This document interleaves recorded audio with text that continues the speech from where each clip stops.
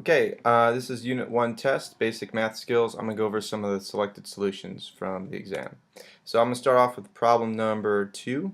Problem number 2 deals with rearranging the equation.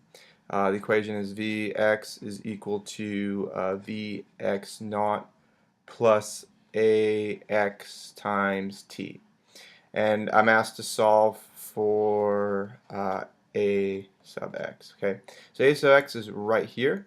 Some of the issues is that there is a Vx naught being added to it, and there's a t that's multiplied by the a for acceleration. So the first thing I'm going to do is remove the x naught from from the right side of the equation. So if I subtract that, I'm left with Vx is equal to, or excuse me, Vx minus Vx naught is equal to Ax times t. Okay. The last step, I have a t here. I need to get rid of that t, so I'm going to divide both sides of the equation by t. T cancels on the right, and so Ax is equal to Vx minus Vx naught divided by t. Alright, so that's the answer for problem number 2. Still another rearranging the equation type of problem. So the equation is AC is equal to V squared divided by R. And I'm asked to solve for V. What does V equal? Okay, so V is right here. Notice that it's being squared. It is on the top, so I need to get rid of this R, which is on the bottom. So I'm going to multiply both sides of the equation by R. And when I do that, the r's cancel on the right, and then I have r a sub c is equal to v squared. Now the problem is v is not by itself. There is a square, so what I need to do is take the square root of both sides of the equation. So v then is equal to plus or minus the square root of ac times r, which is the radius. That's problem number 4. The next problem I'm going to go over is problem number 6. Problem number 6 is another rearranging the equation. So this one's a little more complicated, but it's Vx squared is equal to Vx naught squared plus 2Ax parentheses x minus x naught. Alright, so there's a lot of different variables going on in this one, and I'm solving for Vx naught is equal to what? Okay, so Vx naught is where? It's this one right here. Okay, so there's a couple of terms. There is this 2 times x sub a sub x times the difference of a minus x minus x naught. So what I need to do is I can subtract that from both sides of the equation. I'm going to move that to the left, and so when I subtract it on both sides, I get something that looks like this. So that's going to cancel. And so Vx squared minus 2x a sub x times a minus, or x minus x naught. Okay, that's going to equal Vx naught squared. Now the reason why I can move all of this over is because it's all being multiplied. Okay, it's really simply a problem that would look something like x is equal to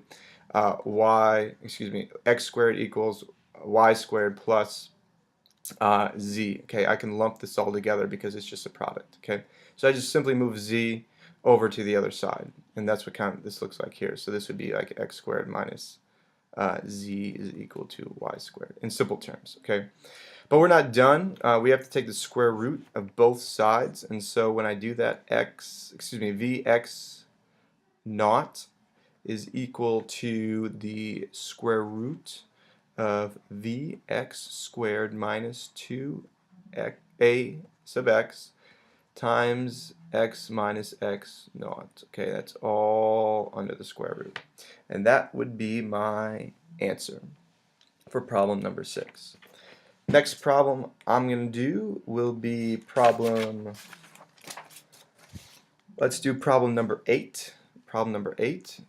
Okay, so problem number 8, I'm given the equation and I need to calculate a value of t. So my equation is x is equal to x naught plus vx naught plus 1/2 a sub x t squared. Okay, and I need to calculate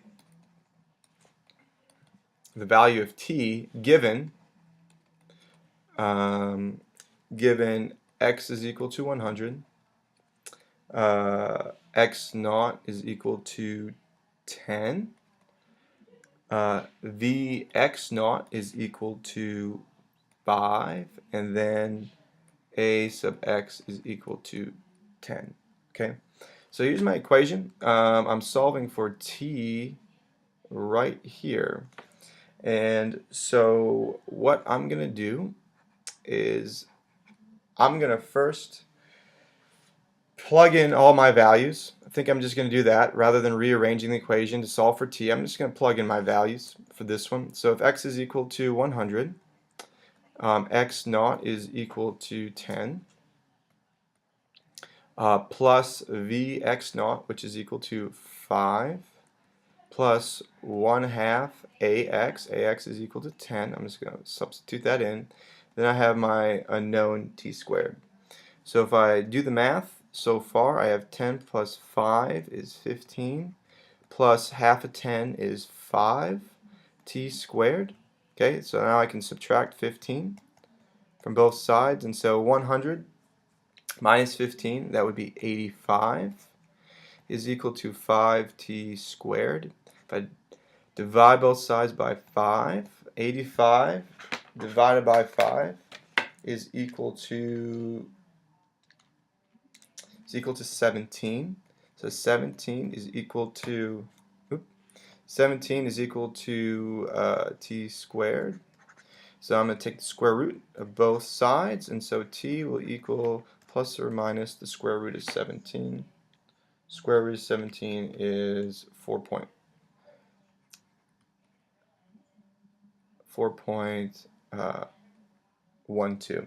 Okay, and that's my answer. Is going to be problem number 10. This is where we're going to apply some of our trigonometry that we know. So we have a problem that says a ladder is 10 meters long, leans against the side of a building. If the ladder is inclined at a 75 degree above the horizontal, what is the horizontal distance from the bottom of the ladder to the building?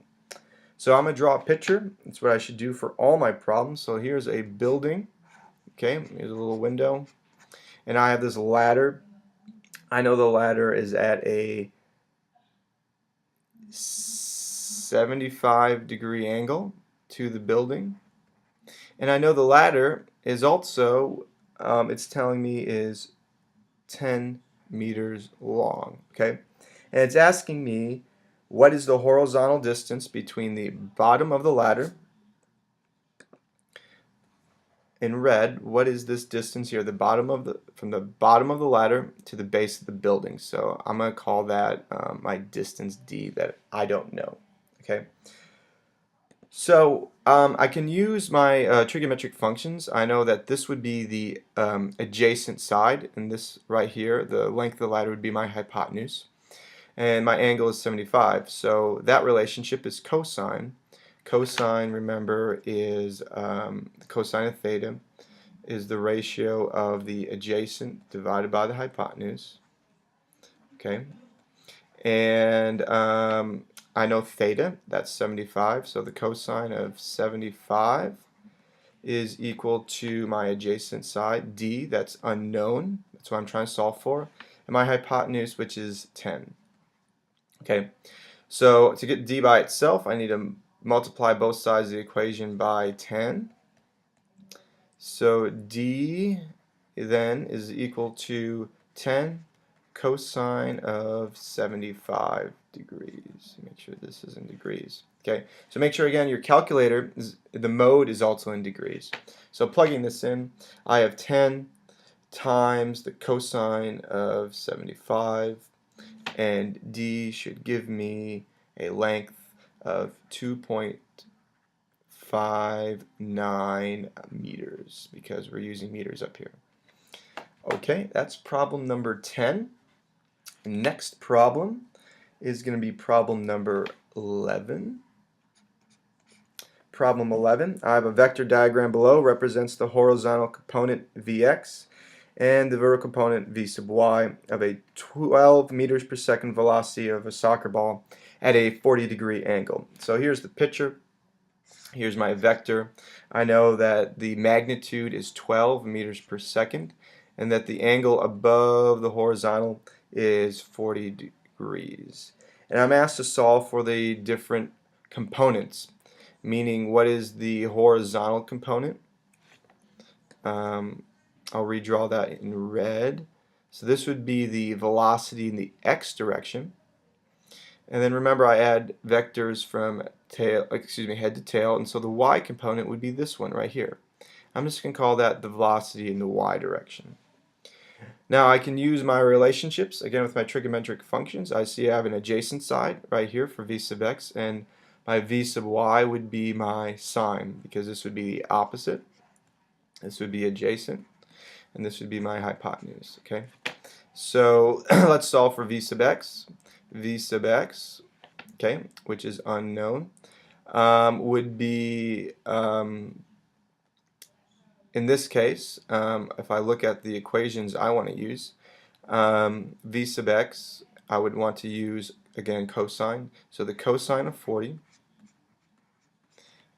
is equal to opposite over adjacent, v sub x divided by my hypotenuse, 12. Okay, so v sub x is equal to 12 cosine of 40, and so that would be equal to, if I punch in my calculator, 12 times the cosine of 40. 12 times the cosine of 40, I get 9.19, this is meters per second, right out of space.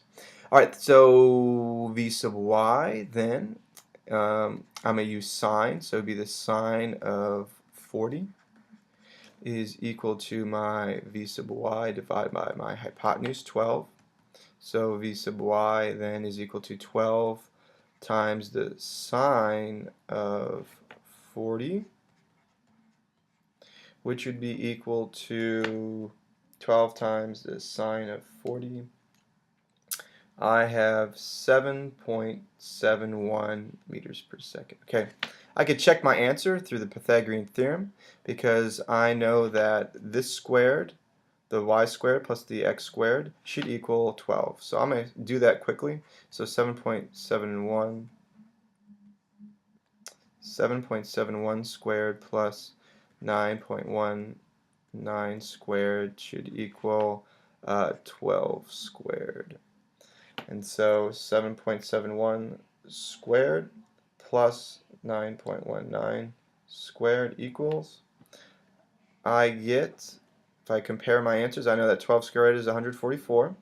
So 143.9 is equal to 144. Okay, and that would be an agreement. Again, we just rounding areas. If I use more significant figures, I've got 144. Okay, because again, the square root of 144, that's 12.